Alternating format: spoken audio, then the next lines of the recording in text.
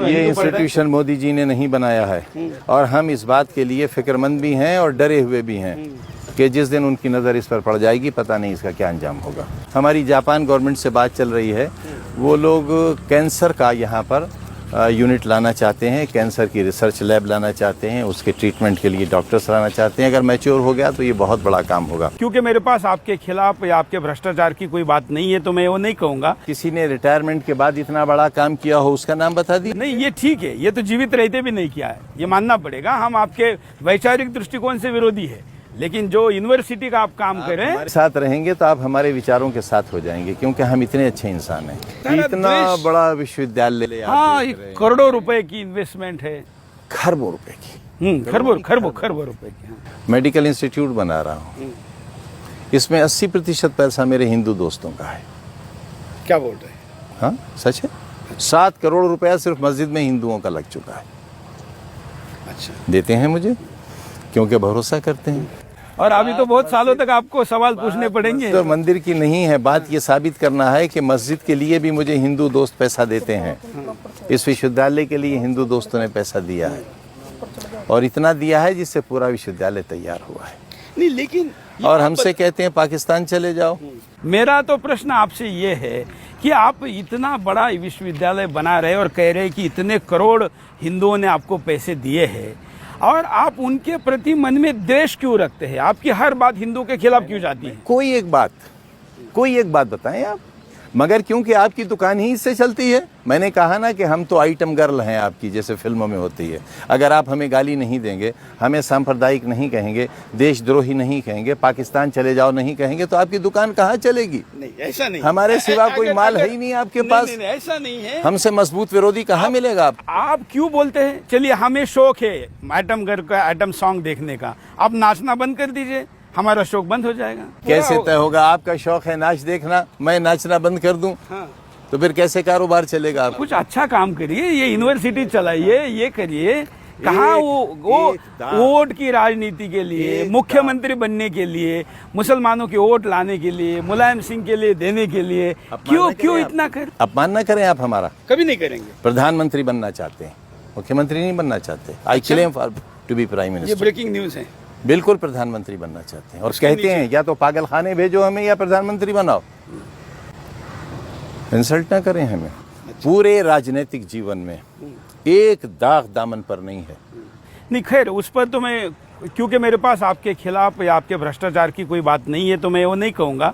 लेकिन जो सवाल लोगों ने भेजे हैं जो हेट्रेट के हैं, एक सवाल मीडिया में आपसे, हमसे ज्यादा आप बने रहते हैं कि आपने आजम खान ने मुलायम सिंह को मुल्ला मुलायम बना दिया। कितना प्रेम भरा है मुसलमानों के प्रति उनके ऊपर। मुल्ला मुलायम बनाकर हमें कुछ लाभ नहीं हुआ, राजनीतिक लाभ भी नहीं हुआ। क्यों? आपको हुआ। आज आप मुख्यमंत्री हैं, नाम के नहीं है, बस सारी सरकार चला रहे हैं। अच्छा, अब आपका ये षड्यंत्र भी है कि मैं मंत्री से भी निकाला जाऊं? नहीं, आपको तो प्रधानमंत्री बनना होगा तो ये मंत्री तो छोड़ना होगा। पहले तो ये कहा जाता था कि उत्तर प्रदेश में 4.5 मुख्यमंत्री हैं और अखिलेश यादव आधे हैं, उन 4 में से एक मैं था। अब भी क्या यही राय है? हाँ, आप मुख्यमंत्री से ज्यादा भीड़ आपके पास है। इसलिए कि मैं लोगों के काम आता हूँ, इसलिए कि मैं झूठ नहीं बोलता, इसलिए कि मैं सच्चा हूँ और मेरे दामन पे कोई दाग नहीं है। इसलिए भी क्योंकि मुख्यमंत्री के पास कुछ है ही नहीं। मुलायम सिंह को आपने वोटों का इतना एक गट्ठा, पूरी वोट बैंक बनाकर मुलायम सिंह के साथ आप ऐसे खड़े हैं कि मुलायम सिंह आपको छोड़ नहीं सकते। अमर सिंह को गले लगाना हो तो भी आपकी परमिशन चाहिए। आप तो नेताजी को मालिक कहते हैं पार्टी का। हाँ, सच है। इतना स्वाभिमानी आदमी एक मालिक के नीचे राजनीति की नौकरी क्यों करे? क्या करें? खुद अपना दल बनाए। ये प्रधानमंत्री है, नहीं, खुद दल बनाइए, लड़िए। अब तो इतना बड़ा वोट बैंक है आपके पीछे। बच्चों का भविष्य देखें या दल बनाएं?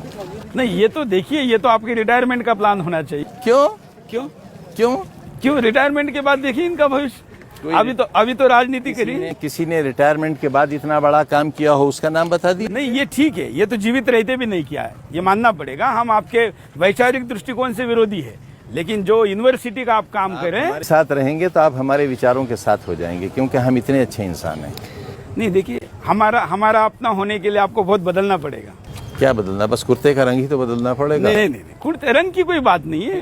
क्या मोदी जी ने एक भी काम अच्छा नहीं किया? जैसे हम स्वीकार करते हैं कि आपने कुछ काम अच्छा किया। सेल्फी लेना सिखाया। देखिए थोड़ा सेल्फी लेना सिखाया, मन बड़ा करिए। 2 काम आप सिखाए। यूनिवर्सिटी का काम करें, हम अच्छा काम करें। क्या मोदी जी ने एक काम भी अच्छा नहीं किया? कहाँ किया? 18 घंटे काम करता है आदमी। अरे वो तो रिक्शा चलाने वाला भी करता है।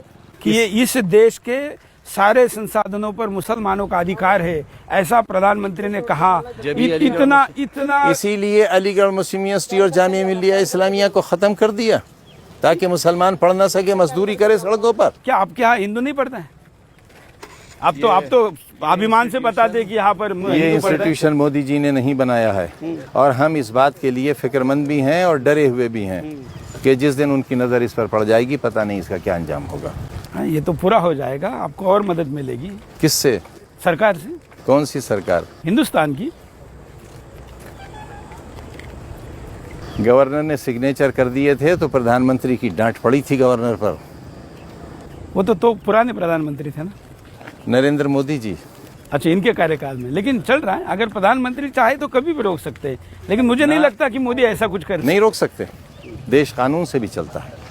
और मोदी जी इसलिए कानून से चलता है, नहीं तो ऐसे भी लोग थे जो कानून को दाग ताव पे रखा कर क्या क्या चलाते। ऐसा कानून जिसमें देश का प्रधानमंत्री नेशनल इंटरनेशनल क्लियरेंस लिए बगैर दुश्मन मुल्क में जाकर अपना जहाज उतार दे। अगर कुछ हो जाता, आप 10 बार मिल लीजिए मुझसे। मिलूंगा ना, मैं आपसे मिलूंगा, फिर देखता हूँ आप कैसे बुरा कह लेंगे मुझे।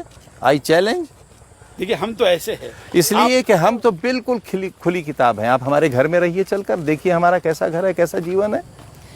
देखिए आप हमारे साथ रहिए। ये आजम खान कितने लोगों ने हमारी देखा है? सिक्योरिटी में शायद एक आध हिंदू हो, सरकार चली जाती है तो सिर्फ एक रोशन लाल नाम का है जो हमारे साथ होता है। हम तो कभी मुसलमान को नहीं रखते। आप किस बताइए, आपके प्रधानमंत्री ने, आपके आरएसएस के नेताओं ने कितने मुसलमानों को रखा है सिक्योरिटी में? फिर अगर ऐसा आजम खान है तो ऐसे आजम खान दिखते क्यों नहीं? क्यों नहीं दिखते? ऐसा ही आप नहीं देखने देखते क्योंकि आपका उसमें फायदा नहीं है। हम विदाउट ब्रेक चला रहे, आपकी एक बात को काट नहीं रहे। और 3 बार अब तक मैं बोल चुका हूं कि ऐसे शैक्षणिक काम के लिए कोई भी काम करे, हम वहां पर आजम खान है या कौन ये नहीं देखते। ये काम अगर अच्छा है तो उसकी मदद होनी चाहिए। हमने अपने पूरे जीवन में अगर किसी एक हिंदू को नुकसान पहुंचाया हो, अपने कलम से या अपनी जुबान से या अपने अमल से, आप हमें उसका नाम बता दें, हम राजनीतिक जीवन छोड़ने को तैयार हैं। आप एक नाम। मोदी इतना अच्छा काम करते, उनका नुकसान ही तो पहुंचा रहे हैं। अरे आप मोदी जी से क्योंकि नाराज हैं इसलिए बार बार प्रश्न कर रहे हैं। आरएसएस से उनकी लड़ाई है। वो कहते हैं मैं आरएसएस के ऊपर हूँ, आरएसएस कहती है कि नहीं हमारे नीचे रहना होगा। आपके प्रश्न बार बार कहकर मुझसे वो सुनना चाहते हैं जिससे आरएसएस खुश हो आपकी। मोदी जी नाराज हो तो आपको मोदी जी की नाराजगी कहाँ चिंता है? नहीं चिंता है। क्यों है? देश का बादशाह नाराज हो जाएगा तो प्रजा का क्या होगा? मोदी जी प्रधानमंत्री नहीं है, बादशाह। बताओ इतना महंगा सूट कौन पहनता है? लेकिन आप मुसलमानों से चंदा लेते नहीं, ऐसा भी सुना है। घटिया से नहीं लेता। क्यों नहीं लेता? अब देखिए, वो दिल्ली वाला देगा तो थोड़े ले लूंगा, वो बिरयानी वाला देगा कैसे ले लूंगा? वो तो आपका आदमी है, उससे कैसे ले लूंगा? जो अपने माँ बाप का नहीं, जो अपने धर्म का नहीं, वो मेरा क्या हो सकता है? आरएसएस का। मेरा क्या हो सकता है? आरएसएस का है। खैर ये इतना सारा जो काम बचा है, लोग कहते हैं कि आप बड़े बड़े सपने दिखा रहे हैं, ये कैसे पूरे होंगे? यहाँ तो बहुत काम अभी अधूरा है। हमारी जापान गवर्नमेंट से बात चल रही है, वो लोग कैंसर का यहाँ पर यूनिट लाना चाहते हैं, कैंसर की रिसर्च लैब लाना चाहते हैं, उसके ट्रीटमेंट के लिए डॉक्टर्स लाना चाहते हैं। अगर मैच्योर हो गया तो ये बहुत बड़ा काम होगा। और आपको एक खुशखबरी ये भी देना चाहते हैं, हमारे जैसे मुसलमान को, जिसे आप बहुत बुरा आदमी समझते हैं, डॉक्टर वेणुगोपाल, जिन्होंने पहला बाईपास ऑल इंडिया में किया था, जिन्हें बाईपास का जन्मदाता कहते हैं, वो शायद किसी ही दिन हमारे मेडिकल कॉलेज को ज्वाइन करने वाले हैं। और वो हमसे कहते हैं कि यार तुम तो इतने अच्छे आदमी हो, लोग तुम्हें बुरा क्यों कहते हैं? हम भी तो कह रहे हैं ना, अच्छे हैं तो आप दिखे ना। अब कैसे दिखें? हाँ, कैसे दिखें? अपनी जुबान में मिठास लाइए। जो यहाँ विष की थैली रखी उसको जरा निकाल दीजिए बाजू में। ये कहते हैं कि जो के बारे में प्रेम से बात करिए। लोग ये कहते हैं मैं एक बार जिससे बात कर लेता हूँ मेरा हो जाता है, अब और कहाँ से प्रेम लाऊं? हमारी कई चीज़ों में भले असहमति हो, लेकिन आपने जो शैक्षणिक कॉम्प्लेक्स यहाँ पर खड़ा किया, यूनिवर्सिटी खड़ी की है, इसको हम लोगों को दिखा रहे, इसलिए दिखा रहे कि अच्छा काम कोई भी करे उसको हम दिखाने के लिए तैयार हैं। लेकिन हम चाहते हैं कि इसके साथ साथ आप ज़रा देशभक्ति का माहौल भी अपने कैंपस में लगाए। आपने आइनॉक्स थिएटर से लेके तमाम चीज़ें, राष्ट्रपति भवन, साउथ ब्लॉक अपना ही खड़ा किया है, प्रधानमंत्री तो आप जब बने, पार्लियामेंट भी आप खड़ी कर रहे। तो यहाँ ज़रा हिंदुस्तान का भी तिरंगा लहराए, भारत माता का नाम हो, देशभक्ति बढ़े। यहाँ से कम यहाँ से निकलने वाला जो स्टूडेंट है वो कभी आईएएस में सहभागी ना हो, वो राष्ट्र के निर्माण में लगा जाए। ऐसा भी कुछ करिए। देखिए कैसी सभ्य गालियां सुनना पड़ी हैं। बहरहाल हम जो राष्ट्र ध्वज लगा रहे हैं, ये देश का सबसे ऊंचा राष्ट्र ध्वज होगा, 220 फीट ऊंचा होगा और 15 अगस्त को हम ही इसे चढ़ाएंगे। चलिए, तो हम आशा करते हैं कि हिंदुस्तान का तिरंगा राष्ट्र ध्वज जो सबसे ऊंचाई पर आप लगा रहे हैं, प्रधानमंत्री का दावेदार हूं, आप मुझसे बड़ा देशभक्त कौन है? लीजिए। चलिए, आज के कार्यक्रम में हालांकि ये मेरा अब तक का सबसे लंबा इंटरव्यू हुआ है। हिंदुस्तान को आपको सवाल ही इतने पूछने की क्या करूं, ये टाइम की कमी है, अदरवाइज बहुत कुछ पूछना है। दोबारा उसके लिए आएंगे। आपको इस यूनिवर्सिटी के काम के लिए शुभकामनाएं देते हैं और आशा करते हैं कि हमारे ये भेंट, यहाँ पर जो विष है वो जाएगा, अमृत आएगा, मिठास आएगी। धन्यवाद।